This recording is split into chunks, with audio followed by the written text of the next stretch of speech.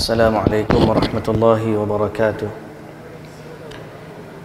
Bismillahirrahmanirrahim. Alhamdulillahi rabbil alamin. Wassalatu wassalamu ala asyrafil anbiya'i wal mursalin, Nabiyyina Muhammadin wa ala alihi wa sahbihi ajma'in. Rabbi syrah li sadri wa yassir li amri wahlul 'uqdatan min lisani yafqahu qawli, amma ba'du. Muslimin dan muslimat yang dirahmati Allah Subhanahu wa ta'ala sekalian, alhamdulillah, kita bersyukur pada Allah Subhanahu wa ta'ala, Tuhan yang maha agung, pencipta alam semesta, pemilik sekalian yang ada. Dialah Allah, darinya kita datang dan kepadanya kita kembali. Selawat serta salam atas Nabi junjungan kita, Nabi Muhammad sallallahu alaihi wasallam, juga atas ahli keluarga baginda, para sahabatnya dan para pengikutnya yang setia sehinggalah ke hari kiamat. Alhamdulillah. Muslimin dan muslimat yang dirahmati Allah Subhanahu wa ta'ala sekalian, kita syukur pada Allah Subhanahu wa ta'ala kerana pada malam ini sekali lagi Allah Subhanahu wa ta'ala berikan kepada kita satu kesempatan untuk kita kembali dalam siri kuliah kita, iaitulah memperkenalkan sunnah Rasulullah sallallahu alaihi wasallam kepada masyarakat. Dan buku yang kita gunakan ialah satu buku yang bertajuk 1000 Sunnah pada Sehari Semalam. Sebenarnya sunnah Nabi ni banyak, lebih pada tu lagi lah. Cuma dia usaha untuk kita buat sunnah-sunnah yang mudah, sehingga kita tak terlepas daripada mengikuti petunjuk Nabi kita Muhammad sallallahu alaihi wasallam. Sebagaimana biasa, kita nak ingatkan balik asas bahawa sebenarnya bab sunnah ni dia bukan ikut kumpulan ni kumpulan sunnah, kumpulan ni kumpulan tak sunnah, tak. Bila nama dia ni seorang Muslim, mesti jadi kewajipan kepada dia untuk mengikut sunnah Nabi sallallahu alaihi wasallam. Dia tanggungjawab, dia bukan pilihan. Ada orang kata benda sunnah ni dia terkeliru dengan sunat. Sunat ni hukum, sunnah ni cara. Sunat hukum. Apa benda ni hukum dia? Sunat. Beza dengan wajib. Wajib buat dapat pahala, tinggal berdosa. Sunat hukum, buat dapat pahala, tak buat tak berdosa, tapi rugilah. Itu sunat. Sunnah adalah cara. Buat ni macam mana ni? Buat mengikut sunnah. Cara kita melakukan sesuatu. Yang wajib kita salat, memang salat tu wajib, tapi salatlah mengikut sunnah. Maknanya, sebab Nabi sallallahu alaihi wasallam kata, sallu kama raaitumuni usalli. Nabi kata, salatlah kamu seperti mana kamu tengok aku salat. Jadi salat tu hukum dia wajib, tapi dalam menjalankan yang wajib kita mesti mengikut sunnah. Haji, apa hukum haji? Wajib, rukun. Tapi waktu Nabi buat haji, Nabi pesan kepada sahabat-sahabat, Nabi kata, khudhu anni manasikakum, ambillah daripada aku tata cara ibadat kamu. Jadi buat haji tu hukumnya wajib, tapi nak buat macam mana? Nak buat mengikut sunnah. Jadi ada benda wajib kita buat kerana wajibnya, tapi cara nak buat mengikut sunnah. Ada benda hukumnya sunat, buat pun tak apa, tak buat pun tak berdosa, tapi rugi. Cuma betul kita nak buat mengikut sunnah. Jadi mencintai atau menjadikan Nabi kita sebagai petunjuk, pedoman yang kita ikuti tata caranya, menjadi kewajipan seluruh umat Islam. Kita nak berzikir, zikir ni macam-macam orang mari kata, abu amal lah zikir ni, orang berzikir. Sama juga hukum zikir, ada zikir yang wajib kita baca dalam solat, ada zikir yang sunat kita baca. Tapi di saat kita nak berzikir, berzikirlah dengan cara mengikut sunnah. Bagi contoh, ada orang ajak kita berzikir, seorang ni kata mari kita ikut sebagaimana zikir Nabi sallallahu alaihi wasallam. Nabi selepas solat dia baca subhanallah 33 kali, alhamdulillah 33 kali, Allahu akbar 33 kali. Apa hukum buat waktu buat tu? Sunat. Tapi cara kita buat tu mengikut sunnah, sebab Nabi yang tetapkan bilangan 33, 33, 33. Boleh tak seorang tu, saya nak buat benda sunat dan nama dia sunat, ikut saya nak buat macam mana? Tak boleh. Tiba-tiba dia kata saya nak baca zikir selepas salat ni 50 subhanallah, 50 alhamdulillah, 50 Allahu akbar. Dia kata lagi banyak lagi baik. Kita katakan tidak. Tidak macam tu.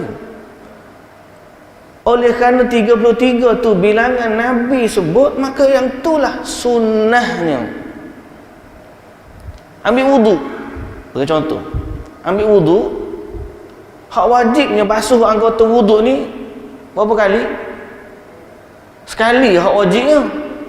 Betul tak? Kalau basuh sekali dah sah dah. Sunnahnya kita basuh 3 kali. Betul? Betul Ya ke? Betul lah, memang macam tu lah. Hak wajibnya sekali. Tapi kita boleh tambah lagi sampai 3 kali. Tiba-tiba ada orang kata, lagi banyak lagi bagus. Apa kata ustaz? Kita basuh anggota wuduk 5 kali. Sebab lagi banyak lagi bagus, lagi bersih. Kita bilah kain pun, kalau sekali bilah bersih, 2 kali bilah lagi bersih, 3 kali bilah lagi bersih, 5 kali bilah lagi bersih. Jadi dia kata ambil wuduk lagi bersih 5 kali. Kita katakan tidak boleh. Sebab apa? Cara beragama ni kena mengikut sunnah. Yang menunjukkan kepada kita bilangan 3 kali itu siapa? Nabi sallallahu alaihi wasallam. Jadi benda ni lah yang kita nak suruh masyarakat faham. Kita ada misi besar untuk ajak semua masyarakat kembali kepada apa yang disunnahkan oleh Nabi sallallahu alaihi wasallam. Dari sudut amalan yang wajibnya, amalan yang sunatnya, muamalahnya, akhlaknya, semua. Pagi tadi atau tengah hari tadi saya baca kitab dalam kuliah online juga, Talbis Iblis. Talbis Iblis ni tipu daya iblis. Cara iblis tipu manusia ada 2. Pertama, iblis tipu dengan ajak orang meninggalkan ibadat, pergi buat maksiat. Disuruh pergi nyanyi, konsert, pergi buat apa lagi, benda-benda mengaruh. Ada setengah orang pergi curi, pergi merokok, pergi berjudi, zina dan sebagainya. Dia orang ni akhirnya tak buat hak Tuhan suruh, tapi pergi buat hak Tuhan larang. Dia meninggalkan ibadat dan dia pergi buat maksiat. Itu satu cara syaitan tipu manusia.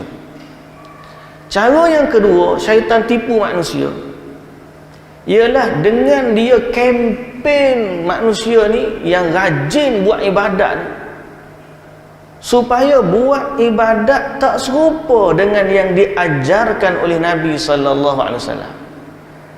Jadi natijahnya mereka tetap juga meninggalkan ibadat, sebab mereka pergi buat benda yang tidak ditunjukkan oleh Nabi sallallahu alaihi wasallam. Sebagai contoh, Banyaklah contoh dia, terutamanya orang-orang yang dia beragama mengikut rasa dan emosi. Ada satu bab Ibnul Jauzi dibaca, termasuk talbis iblis ialah orang yang nak kepada kesembuhan tapi tak nak berubat. Lalu dia kata kita kena bertawakal kepada Allah saja. Kalau pergi jumpa doktor tu makna tak tawakal. Walaupun pergi ke hospital, nama dia hospital tawakal. Ada orang dia kata tawakal ni jangan pergi jumpa doktor. Jangan pergi jumpa doktor. Kalau kita jumpa doktor, maka itu sudah hilang kita pergantungan dengan Allah, kita bergantung dengan manusia. Sekali kita dengar macam wow, macam betul. Oh betul lah, kita ni kena minta dengan Allah je. Tapi kita nak tahu benda ni betul ke tak betul, kita kena kembali merujuk kepada sunnah, cara Nabi. Baik, Nabi SAW pernah tak Nabi sakit? Pernah. Waktu Nabi sakit, Nabi berubat kata Nabi tak berubat? Nabi berubat. Pernah tak sahabat sakit di zaman Nabi? Pernah. Nabi SAW suruh berubat ke suruh biar ngetawakal macam tu? Berubat. Jadi kita tahu bahawa sunnahnya walaupun kita bertawakal, tapi kita tetap kena berikhtiar mencari ubat dan sebagainya. Dan dia tidak bertembung. Ini petunjuk sunnah. Ada orang bermusafir tak bawa bekal. Pergi haji, kita kalau bawa bekal banyak-banyak ni tak tawakal. Ada sebahagian orang dia fikir gitu. Kita pergi buat jangan musafir tak payah bawa bekal, tawakal. Bekal kita apa? Bekal kita tawakal kepada Allah. Imam Ahmad bila orang tanya macam tu, Imam Ahmad, betul ke orang kata nak pergi haji ni sebaik-baik bekal dia adalah tawakal, jangan bawa barang? Imam Ahmad jawab macam mana? Dia kata, boleh tapi dengan syarat kamu pergi jalan seorang-seorang, jangan ikut travel mana-mana, jangan ikut rombongan mana-mana, mu jalan seorang-seorang. Dia kata, mana boleh, dah aku tak bawa bekal, aku nak jalan seorang, nak boleh mana? Jadi Imam Ahmad senyum, dia kata apa? Sebenarnya kamu bertawakal dengan bekal orang lain. Sedangkan Allah, Nabi SAW, waktu Nabi pergi buat haji, Nabi bawa bekal tak? Nabi tarik dengan kambing, dengan unta tu daripada Madinah nak pergi ke Mekah. Jadi ini sunnah tuan-tuan. Sunnah Nabi ni cara. Zikir sebagai contoh. Saya bagi contoh, nak suruh kita buka malam ni. Zikir. Ada orang dia ajak kita duk berzikir, dia kata zikir ni ada martabak-martabak dia. Mula-mula martabak pertama kita duk pakai la ilaha illallah, la ilaha illallah, duk main la ilaha illallah. Naik lagi martabak, tak ada dah la ilaha illallah tu. Hanya sebut Allah, Allah, Allah. Naik lagi martabak, tak ada dah Allah. Duk Allahu, Allahu, Allahu, Allahu, tak ada dah. Naik martabak lagi, hu, hu. Soalan, bunyi itu macam power. Martabak naik martabak. Bunyi itu macam power. Pasal apa? Oh, dia martabak tinggi, zikir dia duk main hu. Ada orang zikir macam tu? Soalan dia, ada tak cara ni dalam sunnah Nabi? Cara Nabi. Nabi ajar tak kepada sahabat dia lepas solat ke apa, bila kamu nak berzikir kepada Allah, duduk sebutlah hu. Ada tak Nabi sebut lagi? Tak ada.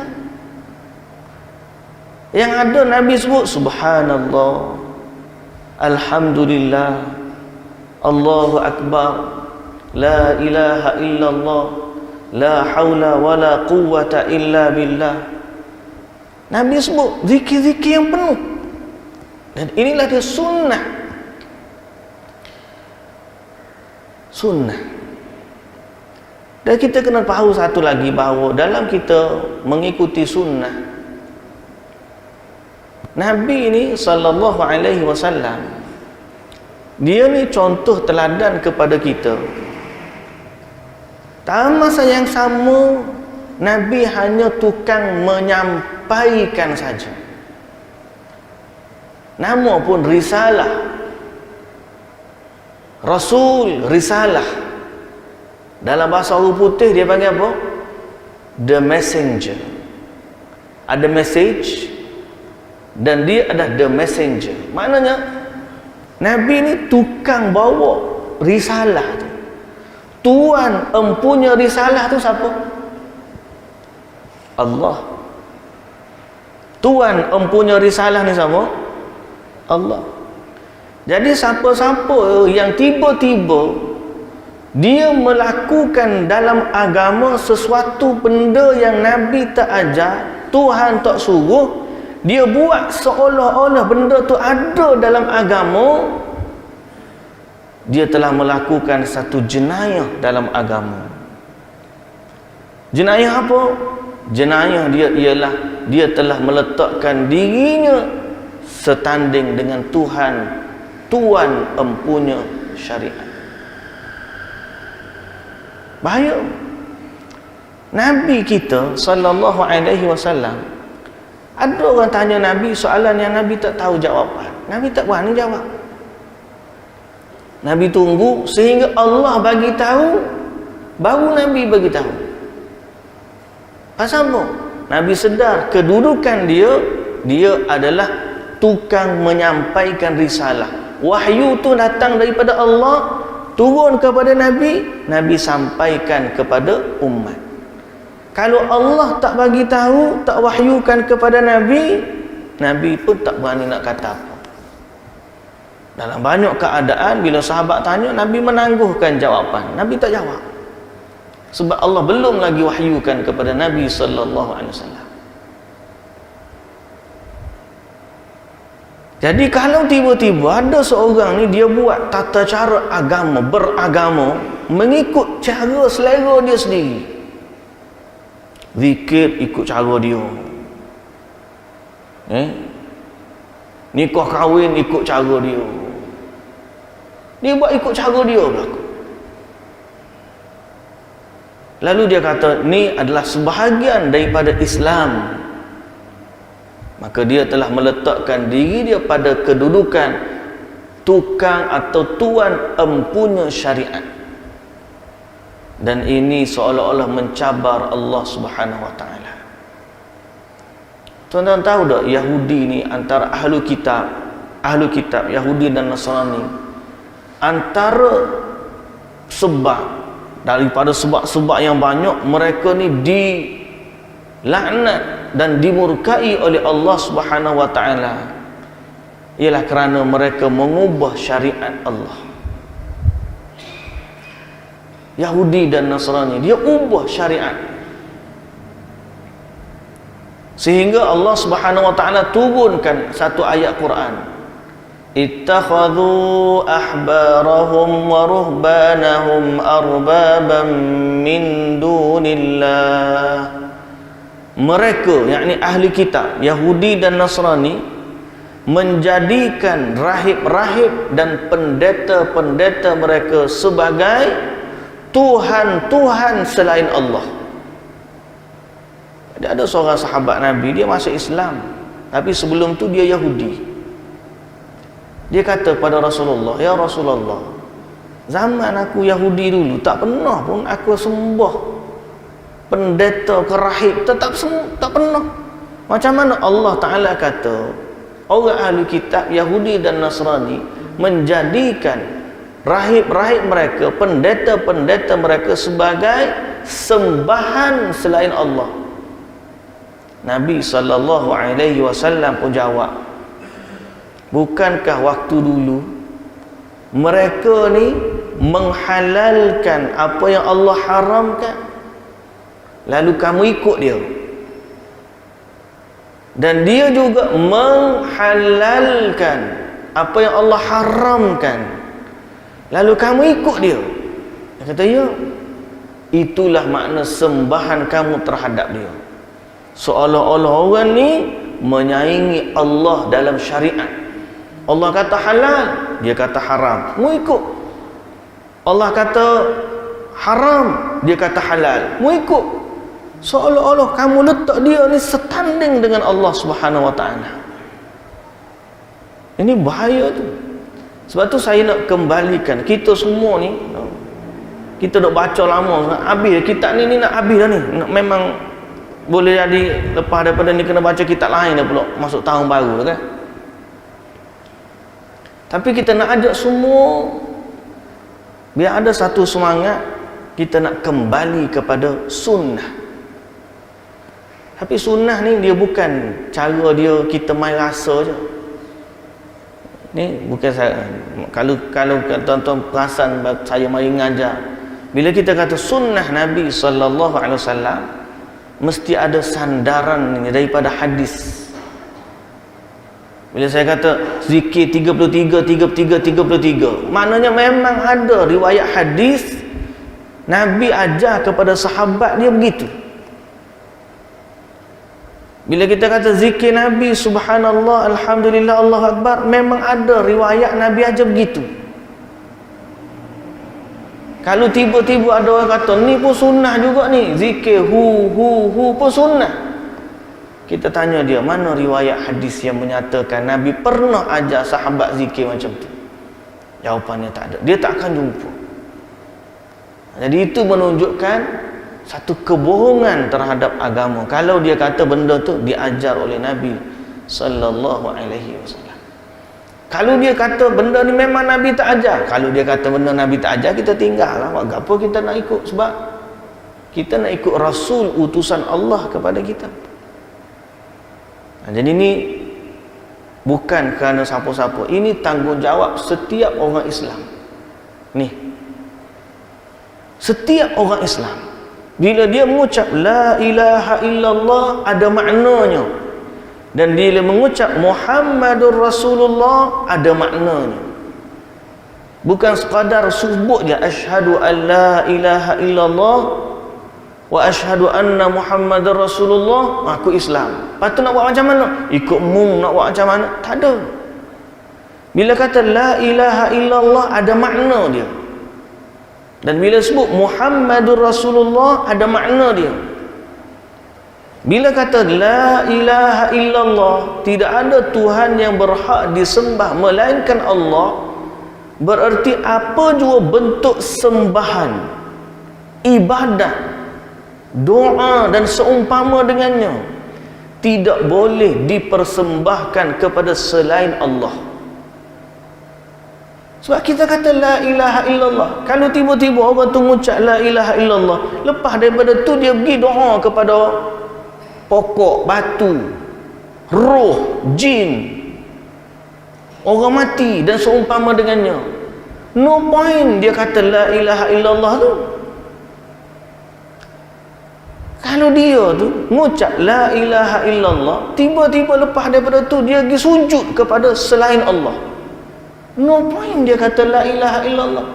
Bila seorang tu mengucap la ilaha illallah, dia kena baca betul-betul surah Fatihah yang Allah Ta'ala kata iyyaka na'budu wa iyyaka nasta'in, hanya kepadamu ya Allah kami menyembah, dan hanya kepadamu ya Allah kami minta pertolongan. Hanya kepada Allah.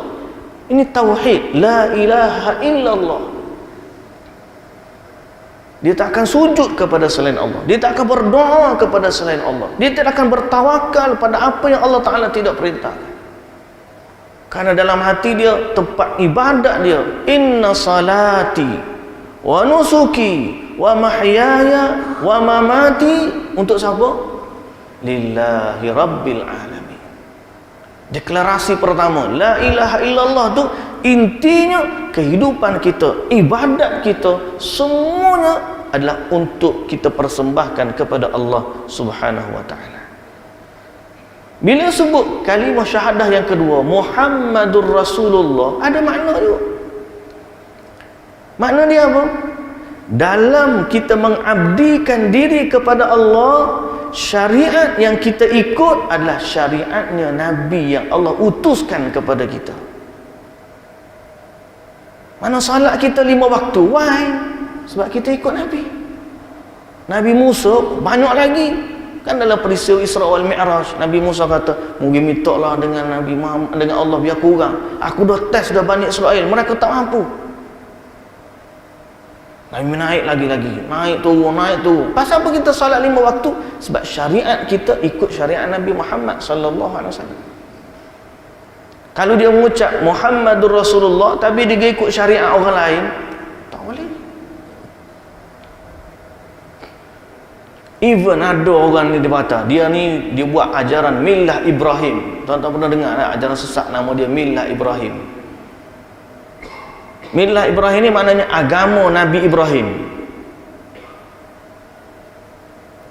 Sebahagian yang pula mari dia kata agama Nabi Ibrahim boleh berlaku. Sebab ni semua anak cucu. Yahudi pun anak cucu Nabi Ibrahim, Nasrani pun anak cucu Nabi Ibrahim, Islam pun cucu Nabi Ibrahim. Jadi boleh berlaku. Oh, ni dia panggil caca merba ni. Tak boleh. Tuan-tuan tahu tak Nabi Isa alaihi salam, Nabi Isa kan dia akan turun di akhir zaman. Bila waktu dia wallahu taala alam. Tapi bila Dajjal turun menguasai ni, Dajjal buat onar lah bahasa kita. Orang Islam mula zaman ni pun kita tengok macam-macam. Dia Dajjal ni waktu dia keluar mula-mula dia akan diikuti oleh Yahudi. Yahudi ni memang pengikut Dajjal. Dia mari dia hantam orang Islam. Orang Islam tertindas lah. Masa tu mereka dipimpin oleh pemimpin yang adil. Pemimpin inilah yang digelar sebagai Al-Mahdi, orang mendapat petunjuk, bukan nama dia. Di saat dia minta dengan Allah Subhanahu Wa Taala, Allah turunkan Nabi Isa alaihissalam dari langit. Turun dibawa oleh 2 malaikat, turun daripada langit, turun di Masjid Putih dekat dengan Syria, Damsyik. Bila turun, Nabi Isa lah yang akan mengalahkan Dajjal. Matilah Dajjal, rekah cerita mati. Poin saya nak sebut ialah Nabi Isa tu Nabi, dan dia juga Rasul yang ada kitab dia sendiri, iaitulah kitab Injil. Setara dia ni Nabi, Rasul, memiliki kitab sendiri. Tapi oleh kerana dia turun zaman syariatnya Nabi Muhammad sallallahu alaihi wasallam, orang seperti Nabi Isa tu pun kena ikut syariat Nabi Muhammad sallallahu alaihi wasallam. Tiba-tiba mari orang kita kata tak apalah, saya nak ikut tok guru saya nak ikut tok syekh saya nak ikut ni tarekat saya nak ikut oni saya. Mana sunnah Nabi? Nabi Isa Nabi, bukan wali dah, Nabi, Rasul lagi. Ada kitab sendiri, kitab Injil tu turun pada dia. Tapi bila dia turun di akhir zaman, Nabi Isa pun kena ikut syariat Nabi Muhammad sallallahu alaihi wasallam. Tuan-tuan bayang betapa besarnya nilai sunnah kita buat sesuatu ikut Nabi Muhammad sallallahu alaihi wasallam.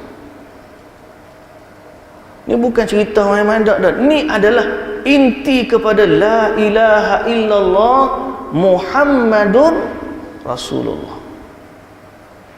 Dan kelak nanti berdasarkan syahadah ni, berdasarkan apa yang kita lakukan ini dalam kehidupan kita, bila kita mati nanti masuk dalam kubur, soalan yang ditanya tentang man rabbuka wa man nabiyyuka, nak jawab man nabiyyuka tu dia nak tengok apa kita buat dalam hidup ni, lalan ini ikut ke tidak Nabi ni. Kalau sekadar ngaku-ngaku je, tak boleh nak jawab. Tak boleh. Kalau kita bimbang, kita ngaku umat, Nabi tak ngaku umat. Dia panggil bertepuk sebelah tangan. Jangan kira dia kata aku ni umat Nabi Muhammad, aku ni sayang kepada Nabi.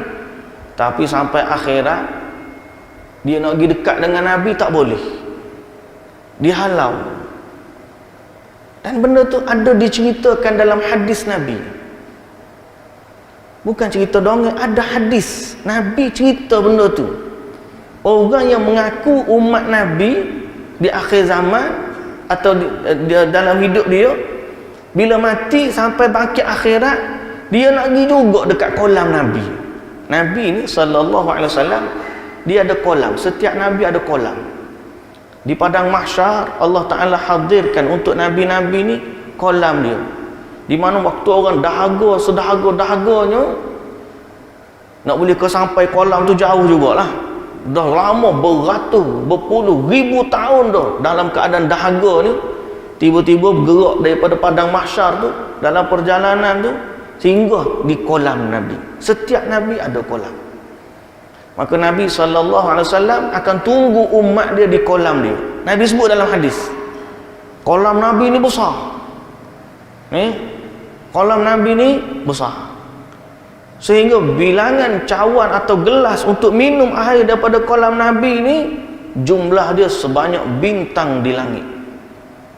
Disebut dalam hadis, siapa dapat minum air daripada kolam tersebut, dia tak akan dahaga buat selama-lamanya.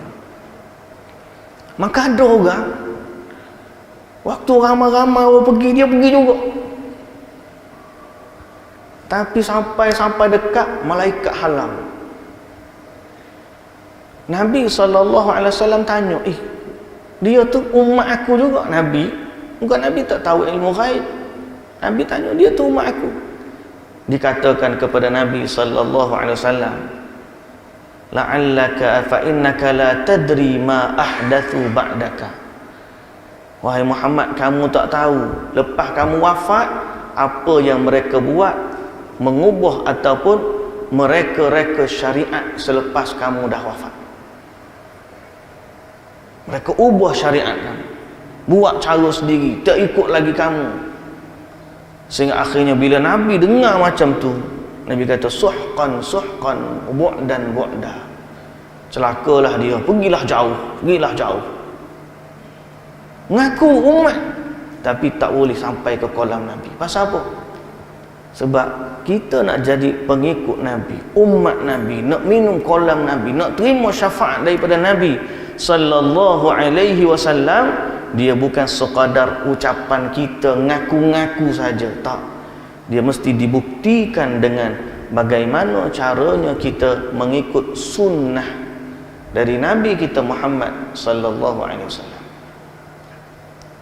Semua benda dalam agama ni sumber dia Allah, dan kita sebagai umat contoh teladan kita Nabi. Semua benda, akidah kita hari ni, kita nak percaya benda ni baik ke benda ni tak baik. Kita nak percaya tentang benda ghaib, kita nak percaya tentang Allah, tentang malaikat, tentang Nabi, tentang semua ni, satu bab keimanan akidah kena kembali kepada apa yang Nabi ajar kepada sahabat. Tak boleh nak main ngaku-ngaku, aku rasalah Tuhan ni sifat dia macam, tak boleh. Akidah kena ikut Nabi. Ibadat, solat, zikir, gapo lagi, semua, haji, zakat, muamalat kita, nikah kahwin, hukum talak, hukum iddah, hukum rujuk, semua benda. Talak satu, talak dua, talak tiga, hak mana boleh rujuk, hak mana tak boleh rujuk, semua ni package yang dibawa oleh Nabi kita Muhammad sallallahu alaihi wasallam. Jadi tanggungjawab kita sebagai kesimpulan muslimin dan muslimat yang dirahmati Allah. Berapa minit lagi insya-Allah kita? 2 minit lagi. Mulai dah kesimpulan itu. Kita ada tanggungjawab yang besar. Setiap daripada kita ni, kita ada tanggungjawab yang besar. Tanggungjawab kita ialah mencari harta karun tinggalan Nabi sallallahu alaihi wasallam. Yang mana harta karun tinggalan Nabi ini bukan emas dan perak, bukan dinar dan dirham. Harta karun tinggalan Nabi adalah ilmu tentang agama. Nak cari mana? Cari dalam kitab-kitab hadis, cari dalam majlis ilmu yang ulama-ulama yang benar bercakap. Sahabat ni sampai bermusafir daripada Madinah pergi ke Syam semata-mata nak dengar satu hadis, Sanggup mereka bermusafir sebab rasa tanggungjawab, nak belajar, nak cari harta pusaka tinggalan Nabi sallallahu alaihi wasallam. Hatta satu zikir, satu doa yang kita tahu Nabi pernah baca, kita rasa bahagia. Kita baca doa, aku baca doa ni hok pernah dibaca oleh Nabi. Kita baca zikir ni, sebab tu tuan-tuan, kadang-kadang ada orang kata bila saya sebut Nabi buat macam ni, ada orang marah kalau saya sebut. Contoh sebagai, pernah saya sebut surah Al-Fatihah tak termasuk dalam zikir yang Nabi baca selepas solat fardu. Ada orang tak setuju. Oh, ustaz ni benar baca betul. Saya nak kata Nabi tak baca, tu je. Takkanlah bila kita tahu Nabi tak buat, tak apalah, biar hak tu hak Nabi, aku nak buat hal lain. Tak boleh. Bila kita kata Nabi SAW selepas setiap kali solat tak pernah tinggal zikir baca ayat kursi, kita lepas solat tak akan tinggal. Pasal apa? Nabi buat macam tu. Jadi semua kita ni contoh teladan dalam kehidupan kita. Allah pun Ta'ala dah kata, laqad kana lakum fi rasulillahi uswatun hasanah. Alhamdulillah, selama kita duk baca zikir pagi petang, selama kita duk sebut sebelum daripada ni, muslimin dan muslimat yang dirahmati Allah, dah banyak dah kita bentangkan tentang sunnah-sunnah Rasulullah sallallahu alaihi wasallam. Tinggal lagi di zaman akhir zaman, Nabi kata akan ada pendakwah-pendakwah, orang tukang-tukang. Mari kita sambung lepas azan.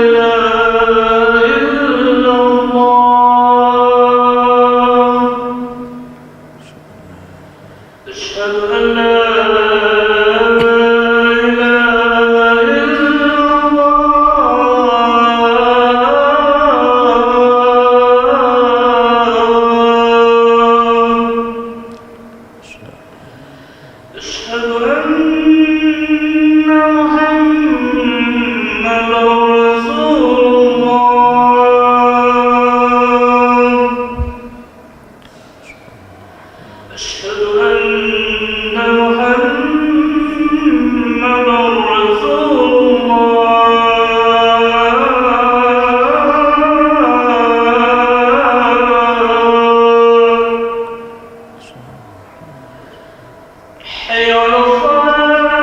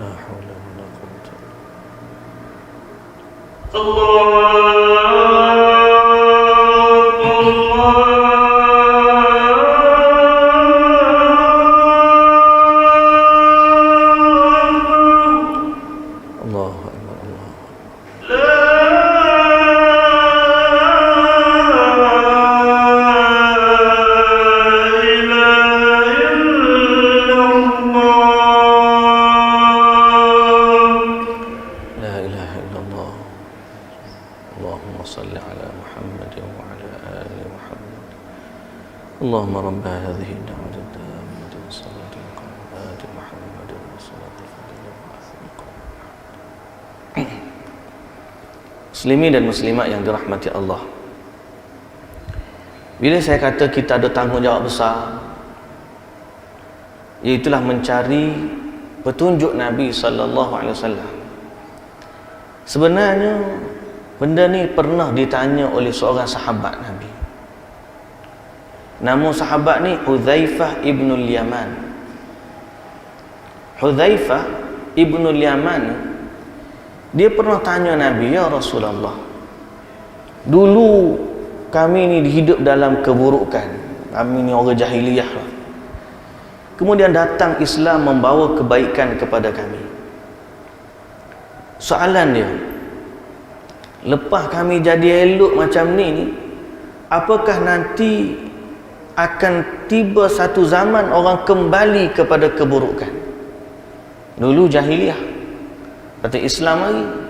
Lepas Islam hari ni, apakah orang akan kembali kepada keburukan ataupun yang dulu? Fahal min wara'i hadzal khairi syarr? Ada tak lepas baik ni kembali kepada keburukan, buruk semula, sedangkan Islam dah datang? Nabi SAW kata, ya. Hal wara'a dzalika syarri khair? Dan apakah lepas datang keburukan tu kembali kebaikan semula? Jahiliyah kembali Islam, ada kembali kepada kejahatan? Ya. Lepas kejahatan ni nak balik semula kepada baik kau? Ya. Islam emoh kocah aja. Bila akhir zaman, mari pula kebaikan akan kembali semula. Lah ni kita tengok macam Islam tu lost, Islam kena tindah dan sebagainya. Apakah kebaikan Islam tu akan kembali? Jawapan dia, ya. Berdasarkan hadis Nabi SAW, Islam akan kembali di akhir zaman nanti. Fahal wara'a dzalikal khairi syarr? Lepas daripada baik tu ada pula ke buruk? Buruk baik, buruk baik. Lepas tu ada lagi tak buruk lepas pada tu? Nabi kata ada.